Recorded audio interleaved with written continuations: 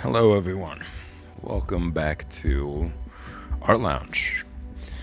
I will be covering some basics. This is Basics Part 6. I'm going to start off by doing a little review of what we were going over these past few days. So, we got 2 heads going across for the torso, 3 heads if we include the shoulders, 2 heads going vertical to measure the height of the body. And as you could see, it's really important to make sure that you draw the head consistently because it's going to be your unit of measurement. You could see that for the leg, from the top of the leg all the way down to where the knee is, it is 2 heads, and the width of it is just 1 head. Now, also notice that it does start off wider at the top, right about where like the groin line is, and it tapers down towards the bottom where the knee is. And then from there, it picks up with the same width from the knee all the way down to a little bit like halfway through the foot. And you could tell that also from the knee down to halfway through the foot, it is 2 heads going down. So again, make sure that you draw the head consistently. Once you draw one, you use it as a measurement. And I got my ruler over here. And it's important to have a clear ruler, so when you are measuring it, you could see through to the other side as well. It just kind of helps with making the whole like measurement process a little bit clearer. So once you draw the head, like let's say, this is the size of the head that you started with, then it's easier. You could just measure to make sure everything else is in place. And at the beginning, this may be tedious, but think of it as learning the alphabet. You're not going to jump into reading like the most complicated text. You want to make sure that you get the basics down, and that could be a tedious process. You'll have bad results here and there, but eventually you were able to learn the alphabet, learn how to pronounce certain words, and the more that you read, the more complicated material you were able to pick up. So the same thing when it comes to drawing. This is the alphabet period, where you are learning the alphabet, where you are learning how to pronounce certain words and grammatical rules, etc. So just think of it that way, and just know in the back of your head that eventually, after following these guidelines, after taking the time to actually practice and draw out each and every one of these things, like it's one thing for me to discuss this and to talk to you guys about this, and it's another to actually be able to sit down and draw all this stuff. Your hand has to become more flexible. It has to be able to make these lines themselves. So just like practicing the memory and things to keep in mind, you also have to practice your muscle memory, your ability to draw all this stuff, and sync your hand-eye coordination. As you can see here, I'm not sure if you guys are able to view it.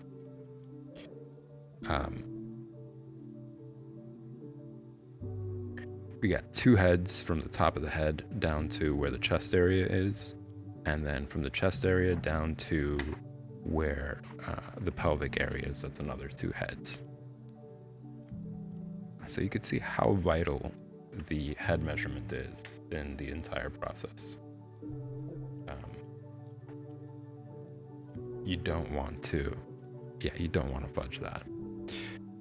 And also notice that when it comes to the arms, they go past the groin area, that the hands and the tip of the fingers don't end where the groin area ends. That's a very important detail.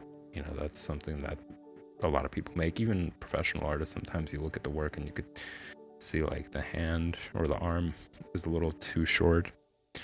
And it kind of like ruins the rest of the image. They got everything else down so well. They were able to get down to like the proportion of the body, well, the anatomy and pose, composition, face expression, and then there's some small detail like that that kind of just breaks up the illusion of it being more natural looking.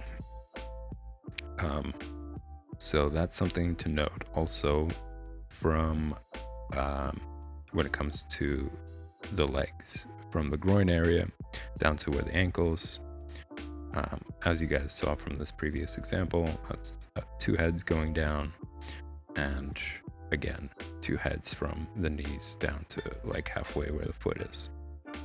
So, and then just to summarize all this a little bit more and to simplify it even more, you could think of from the top of the head down to the groin, it's 4 heads, and then from the groin down to about halfway where the feet are, that's another 4 heads. So this is more of like an 8 head body measurement. There's also the 7 head body measurement, which I'll review at some point later. And then when it comes to the arm, the forearm, you could see that again it has something. It's using the head measurement to make sure that it's proportionate. So the width of the forearm is about half the head, which is why it's important also when you are drawing all this out to not forget to draw the line going down the middle that splits everything in half. That makes it easier for you to compare it to. You know, once you do that, you could see, oh, the left side's a little bit more narrow than the right side, so I'll have to correct that. Again, it kind of simplifies some things for you so that it makes it easier for you to spot places where things aren't lining up. Things are a little bit skewed, a little bit warped. So just it makes it easier for you to distinguish those things.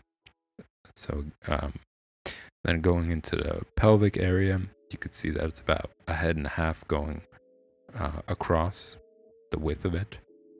And then it's 1 head. The pelvic area is just 1 head in terms of height. So that's just a quick overview of some things that we went over. I think it's important just to jump back and remind yourself what these principles are, especially because it's so much having to do with the entire figure. And what we were doing last time is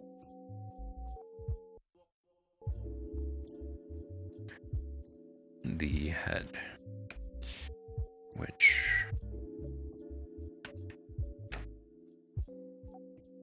I was showing you guys just examples to review this.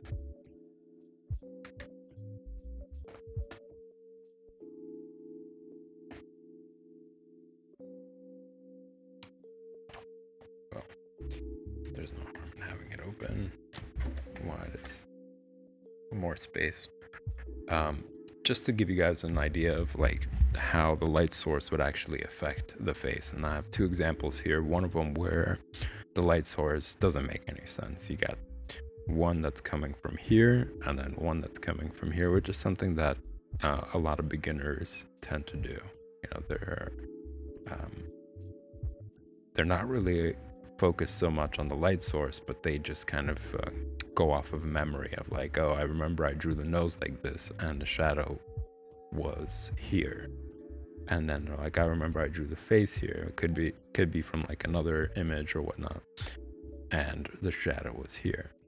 So rather than understanding how the light source hits the face, people just kind of go work off of memory when it comes to shadows. And I was just giving you guys an example of how that would work.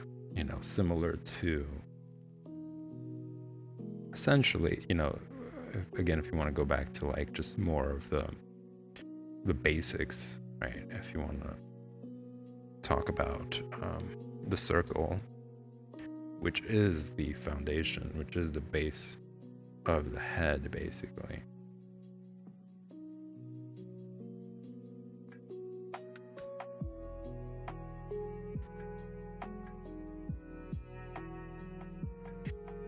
the starting point of when you are drawing the head. It's a circle. So it's the same concept as I was giving you guys before. If the light source is coming from this direction, from the top left, then it's going to hit most of the top surface of the circle. And since it curves, it's not flat and kind of tucks under the surface area that's being hit by the light, that's where your shadows are going to start. So you got the highlights, you got the midtones here, and then the shadows are at the very base, because that's where the light is hitting the object the least. And because the object is protruding out, there are parts of the object that are protruding out more so than like the bottom parts of it, it's going to cover up the area where that part of the object would get light. So it's tucking under the object, and that's why the darkest tones, the shadows, would be at the very base. So it's the same concept here. This is a spherical shape that's part of the head. So the same way it would affect the head as well. You got the light source that's coming from this direction, so this is just a quick example of how the shadows would go. Now the eyes are set inwards, and the brow comes out. So the brow, since the light source is coming from here, the brow is going to catch most of the light, and that's why we're going to cast a little bit of those midtones above it to show how it's coming out a bit. Same thing here.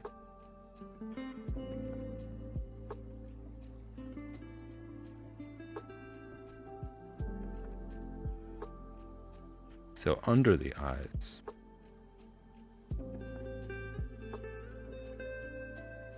there would also be shadows because they're set in, and the cheekbone area, because it's also jutting out of the sphere, it's going to catch a lot of the light, and it's going to block any light from getting anywhere around it.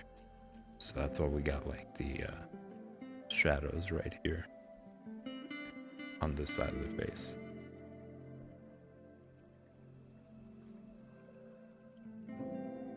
Now you also have to remember, especially when you're doing shadowing or when you're shading in general, is that nothing on the face is as white as the background.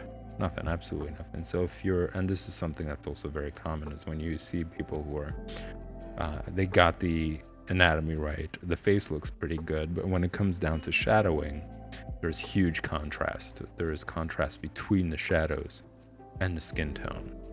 And that's it's a mistake, because, as I mentioned, nothing is as white as the background, or as the paper rather. And you could always go back and add highlights specifically, to the skin tone. So that could kind of help blend the tones more together, just keeping that in mind, that nothing on the human face is as white as the white on paper.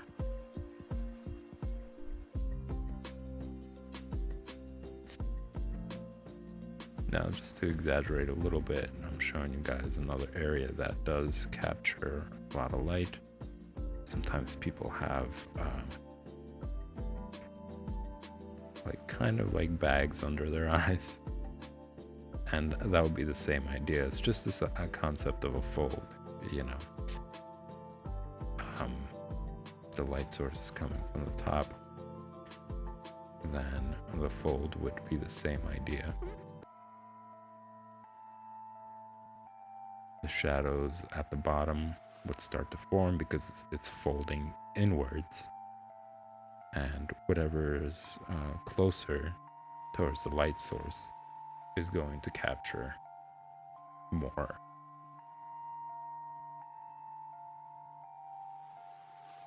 Just showing you guys an example of an eye and how that would play into it.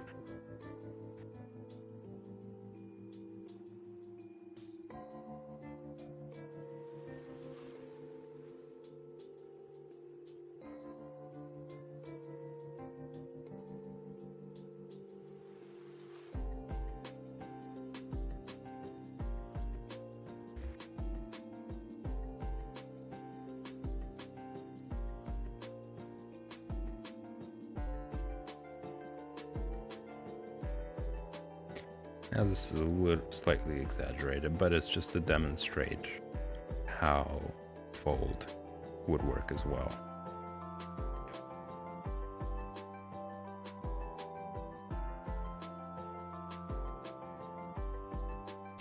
And since the eye is set into the face, it's deeply set in, and there will be parts where it wouldn't get any of the sunlight. So the brow also blocks that as well, as I mentioned here. The brow juts out, so you wouldn't see that much light cast onto the top of the eye.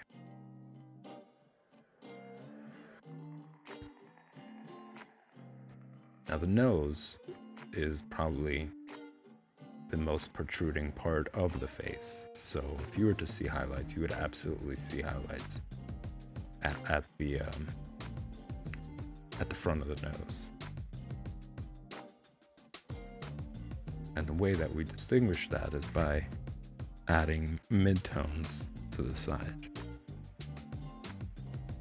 of the nose. Now we're not going to give dramatic tones to the right side, the left side, because the right side is where the shadow is going to be, since the light source is from the top left. So it travels down, it hits this part of the nose, and since the nose is protruding, it's going to cast a shadow on the right side of the cheek.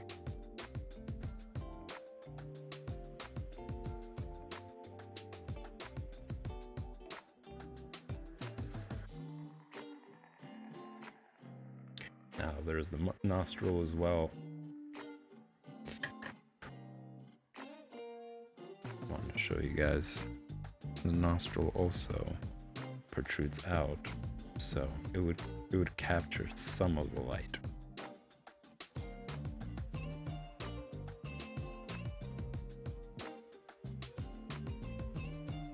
And as we were talking about, when the nostril folds inwards as well.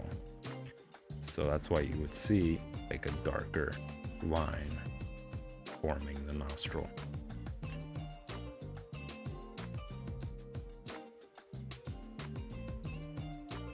But study photos. You know, if you're looking at photos, also take note of all these principles, and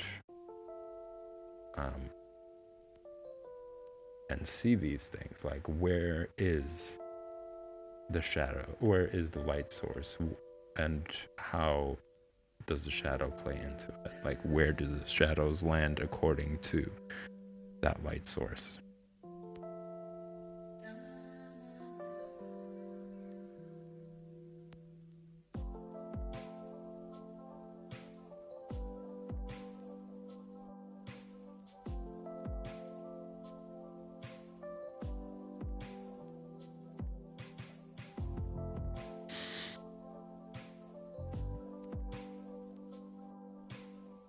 So that's just a quick demonstration of just where certain parts of the face start to get shadows and where they capture light, etc.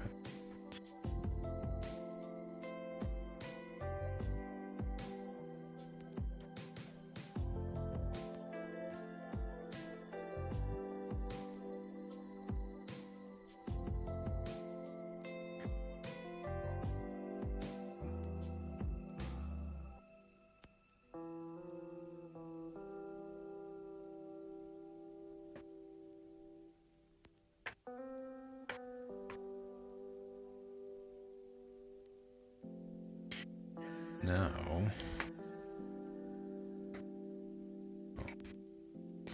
so we slide it over a little bit. So wanted to get into how the body pivots. And granted that, of course, it could exaggerate even more, based on these drawings. It's good to get yourself familiar with this idea by drawing it. It's one thing to look at it and understand. You could be like, oh, obviously, right? The body pivots this way, it could go that way, etc. But it's another thing to be able to understand it when you're drawing it, and to get the proportions right when they pivot, when you're drawing it in pivoting form. So I will demonstrate you guys some of these ways. And so as we mentioned, the first part would be, the first head would be like right where the chest area is, from the neck down. And then it would be another head here, down to the waist.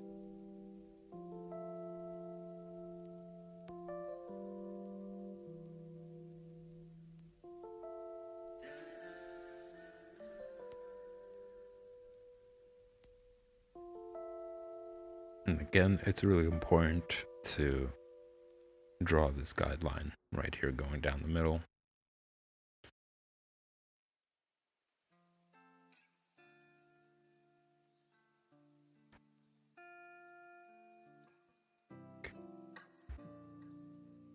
We got the base right here, where the waist is.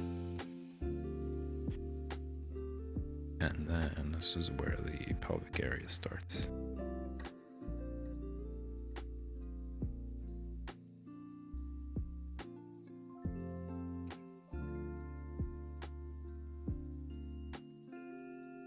I'm just going to show you guys like how, for this example, I'm going to show you how far it pivots.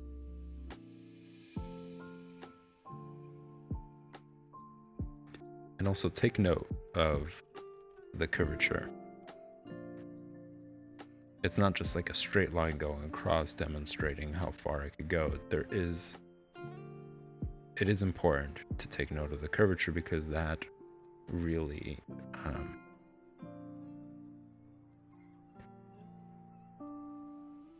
that shows the body in proportion as it pivots. If you do a straight line across and then you pivot, you're going to see, well, either you draw it according to that straight line when you are pivoting the body, going towards this way, towards the left, for example. You'll notice that that's how the neck would travel. It will be it will be in a curved line if it's proportionate. Now, if you draw a straight line across and you try to draw the body pivoting in that direction towards the left, it's going to start getting shorter and shorter at the top to fit it within this line if you were to do it straight across. So the curve really plays an important role in maintaining the anatomy and the proportions as the body pivots towards the left or the right.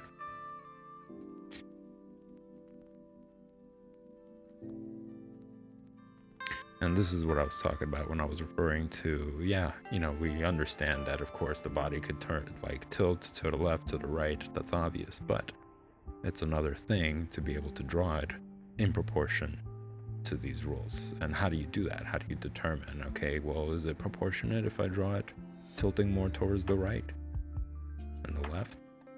So this guideline just kind of shows that, especially. And notice how it turns in towards the center line, right? That's another reason why it's important to include this line in the middle, is then you could determine, okay, this is the point for how far it could go here, or how far it could go there, etc. And according to that, you could then establish the curve even more so.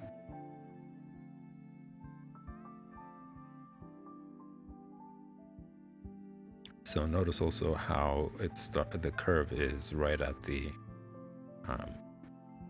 point of the neck.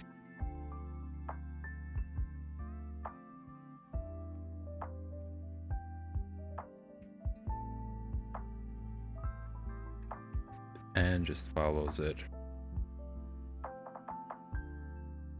to the other side.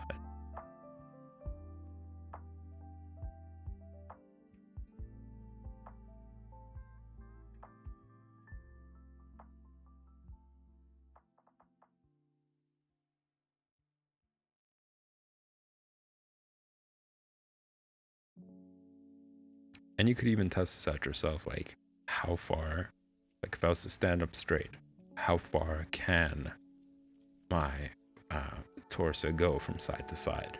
We're not talking about turning your body in any direction, just from side to side. How far can it actually go? So the range of motion is very limited when it does come to just going from side to side.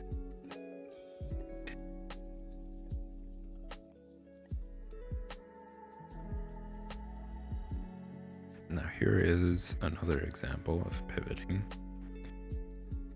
So we're going to start out by drawing the line first, down the middle.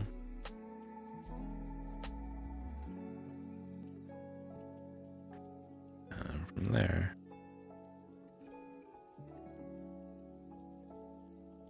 again, just a quick sketch, just the best way to start. Anything that you're doing, whether personal projects, whether you're practicing, and especially for practicing, that's the best time to keep this in mind, is to sketch lightly.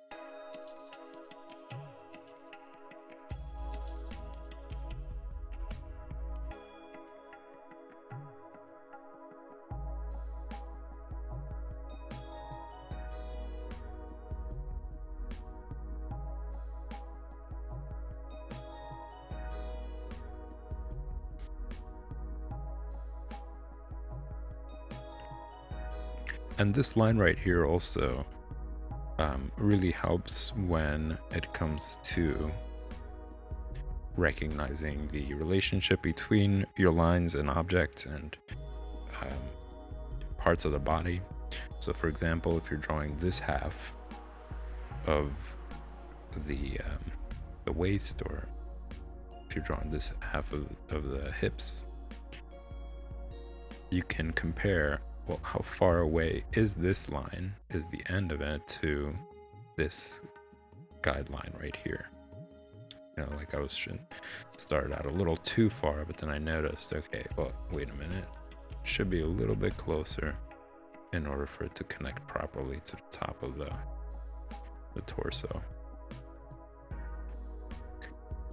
So rather than just saying like, well, how far away is it from this side, you're making it a little bit easier and comparing. And again, if it's supposed to be right down the middle, you could say, well, it has to be then a half. It can't be more than the other side, otherwise it wouldn't be the half anymore. So another reason why this guideline, and having to include it whenever you are drawing at the beginning, and how it helps to improve your drawing and just makes things a little bit more easier to digest visually and mentally.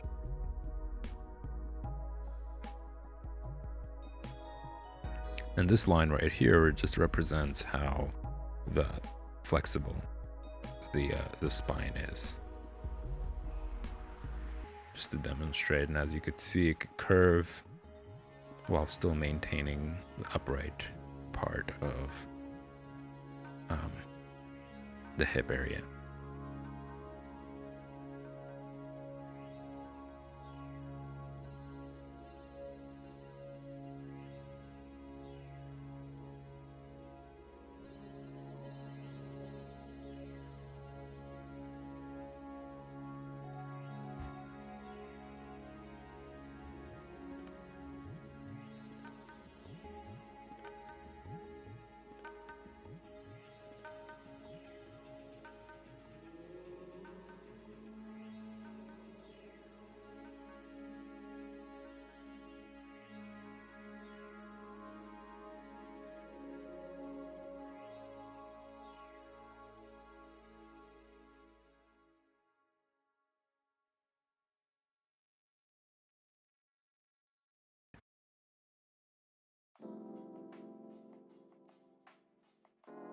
And just to show you guys the range of motion,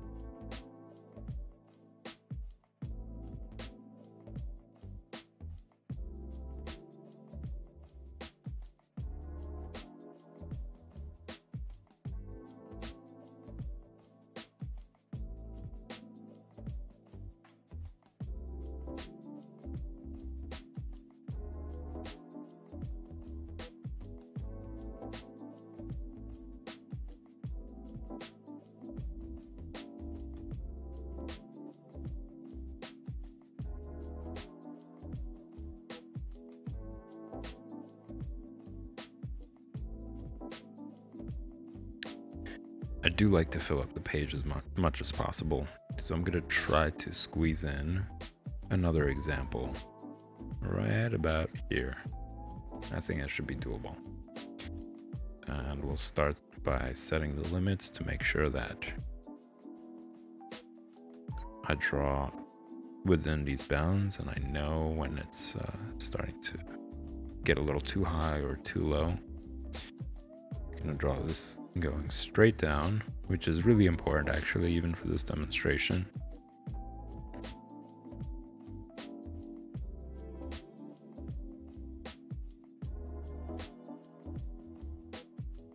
And in this demonstration, I'm going to show you how.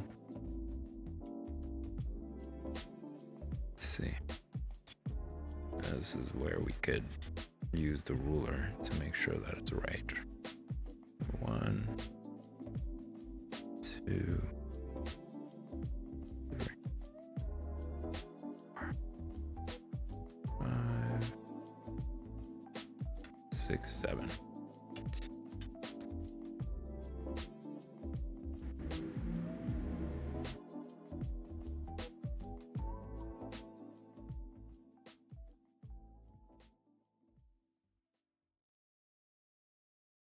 So as we mentioned, from the top of the neck down to where the waist is, it's 2 heads, and it seems to match. We got top of the head to where about the chest is, and that's where the waist is.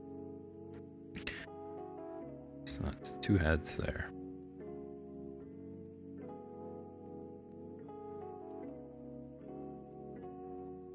Now notice how over here, this is going to be in profile.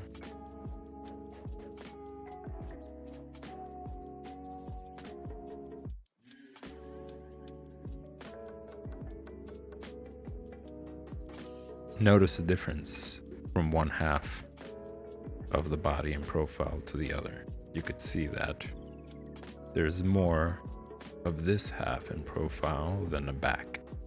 And also notice how in the back, this is where your shoulder blades are. They come down to the peak of the shoulder blades is about like 3/4 down from where the arm is.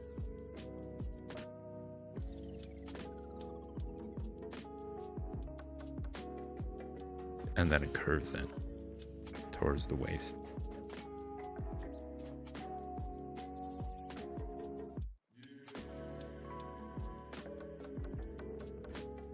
And you get better and better at recognizing this the more you do it. You know, as I mentioned, like just me pointing this out isn't enough, but it does help when you come to that point when you are drawing it yourself. To be like, oh yeah, I remember that the shoulder blades come out.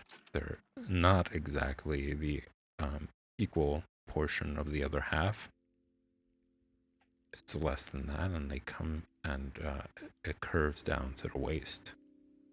Curves inwards towards the waist.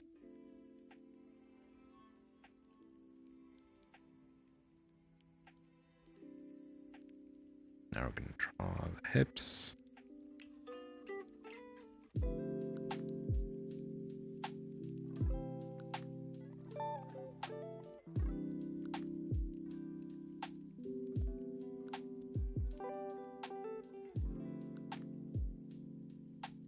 Also notice how the front of the body is curving.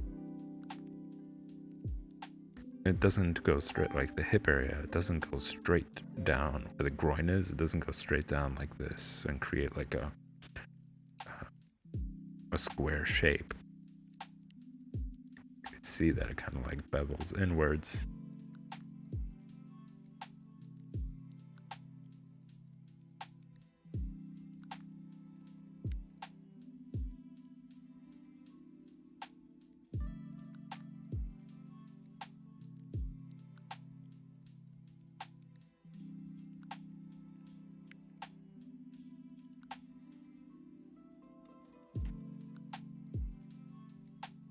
This is more of like a simplified version.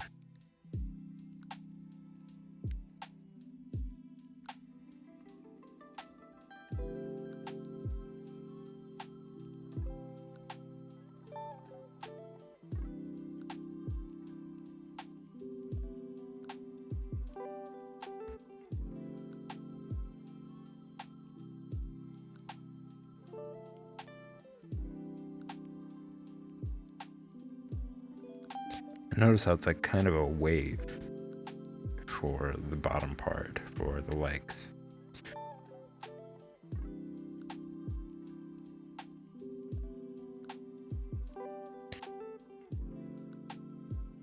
It curves at the top, goes inwards when it comes down towards the knee, and then comes out again for the calf.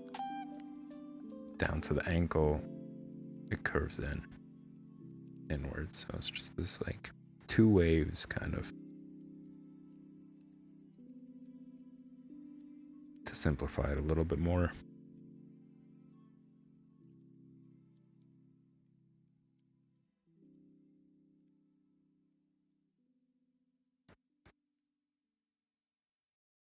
And in this demonstration, it's also just to show the limit, the range of motion for the body going backwards. Now, in order for it to stay balanced, like if the feet don't move and they stay in place, this is how far, about, or even less than that, your torso, your top of the body can go back before it just tilts over. And again, that's something that you could test out yourself too. You could stand up straight and see how far you could bend without moving your feet and keeping your feet in place. How far back can you actually go?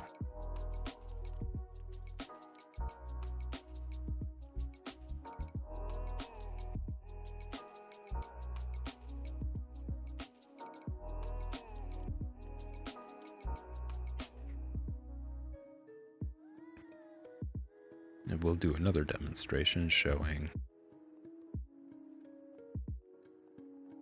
the front, how much towards the front you go before it gets before you tilt over.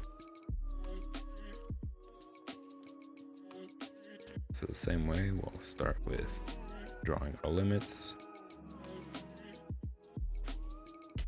I'm going to use the ruler just to get more and more comfortable with it.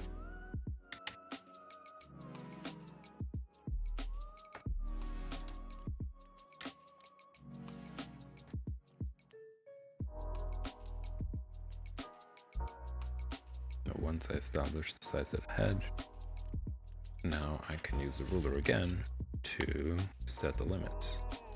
So from here to here, it's 1, 2, 3, 4, 5,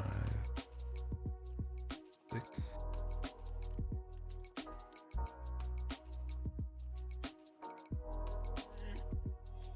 7 heads. 1, 2, 3, 4, 5, 6. Well, maybe like right about here where the feet end. So again, we got the neck. And then from the top, from the bottom of the chin, it's 1 head, that's 2. This is where the waist would be.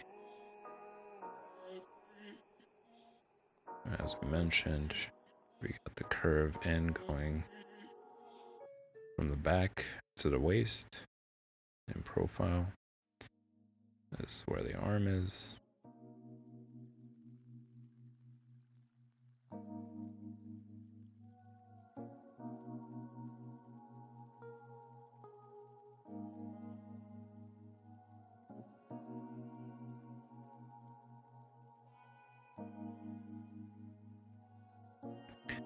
The hips, in terms of height, as we mentioned, it's 1 head. It's measured as 1 head. So we got that covered. And then we said that from the top of the leg down to the knees, that's 2 heads. We got that covered.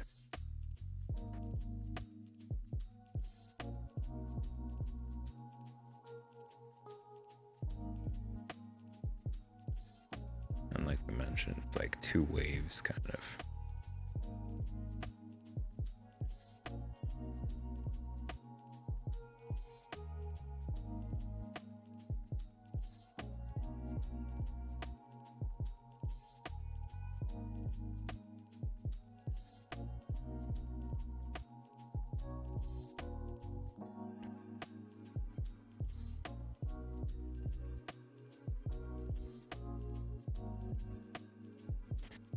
You get the feet here. As we said, all the way down to the base, about like halfway.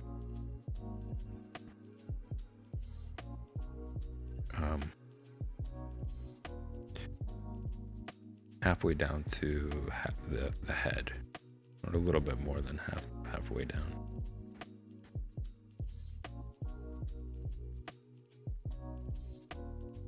Now this example is going to be to show the range of motion when it comes to going down towards the front. And again, paying attention to the curvature, you want to make sure that it's proportionate.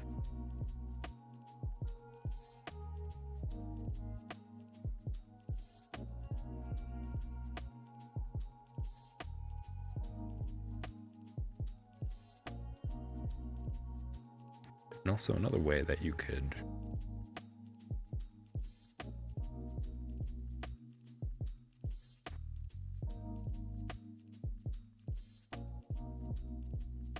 establish how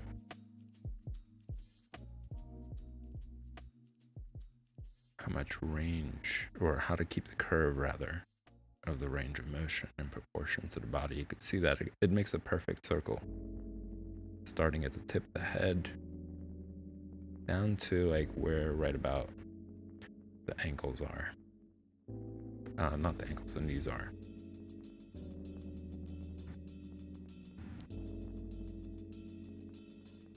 But this is how far right here your body would be able to pivot before it starts to fall over. And that's granted, like you're not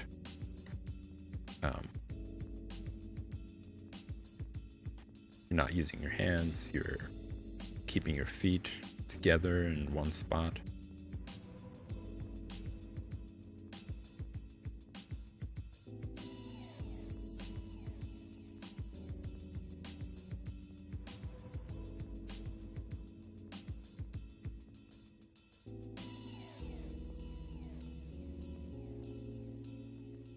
It's just to demonstrate like the whole ball and socket motion.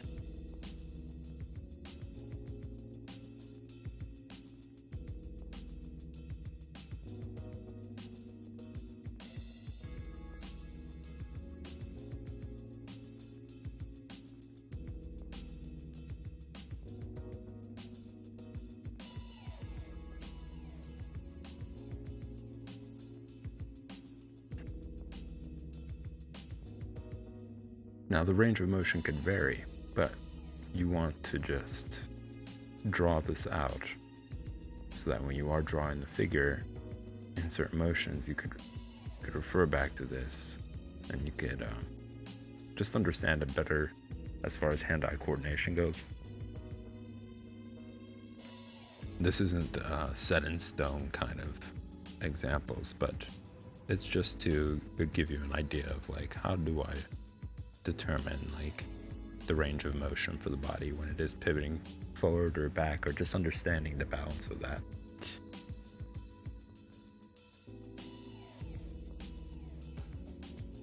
This is another example of range of motion.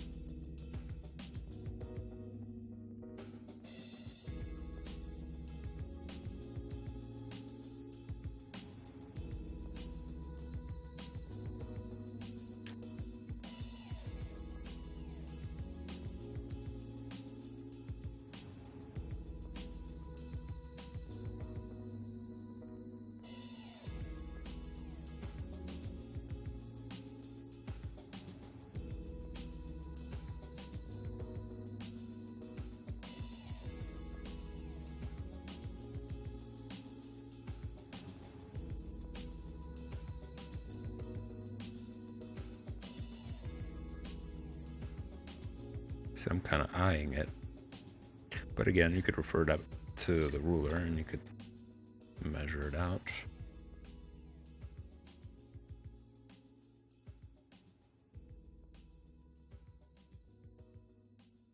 It's right there. That's one head.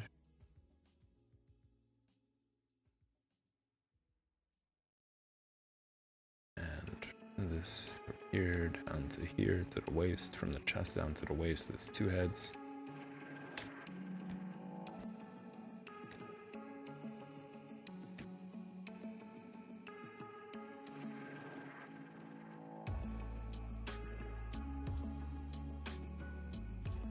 Hips are 1 head.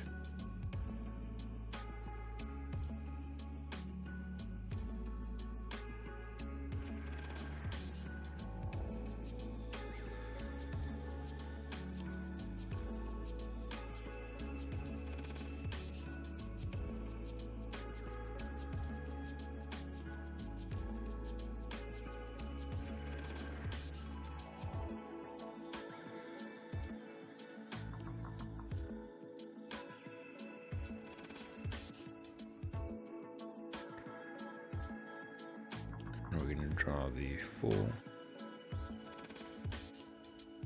circle, keeping in mind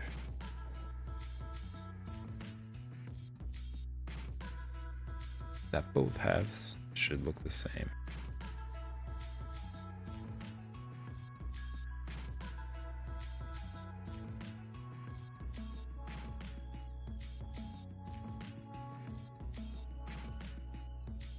In order to make sure you get the proportion right when certain parts of the body are in the range of motion.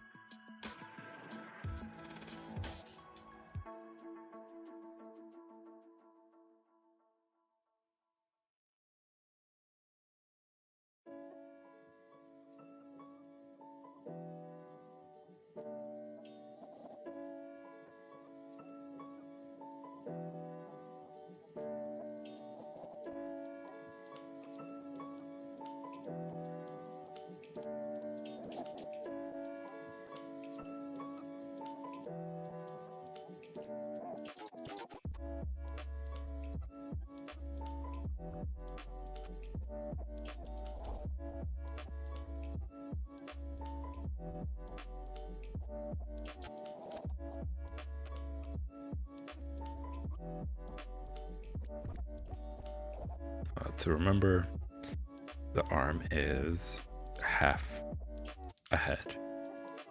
So you could see, like, just by eyeing it even, that the size over here is about the same size as with the arm. You don't want to make it too wide in comparison to the head.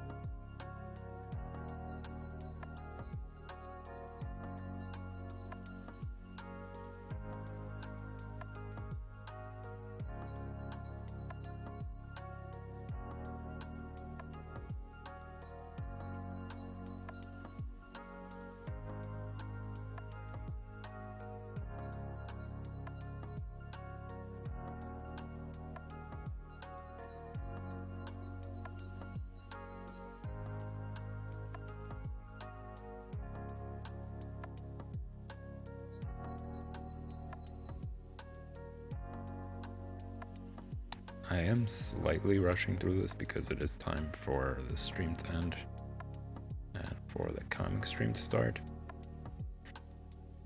But I will review this just like you guys saw me review the other pages so you can get a better idea of what you're seeing here.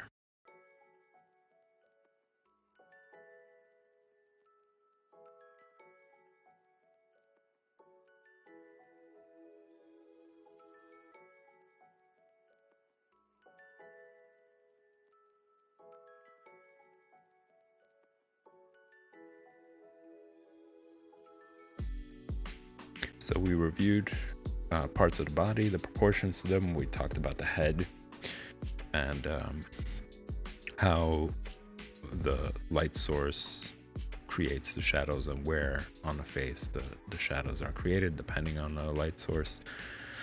We also talked about range of motion, just to give you guys an idea of like how far the body can go. We talked about the curving of certain parts of the face and how the shadow affects that as well. And yeah, that's pretty much it for the day as far as the basics go. Come back tomorrow. I will be streaming part 7, same time, same place. So if you guys enjoy this content, subscribe, check out the social media links, and post any questions and comments you got there. I'll write you back, or I'll talk about it in the next stream. All right, guys, see you in the next one. Should start in 5 minutes.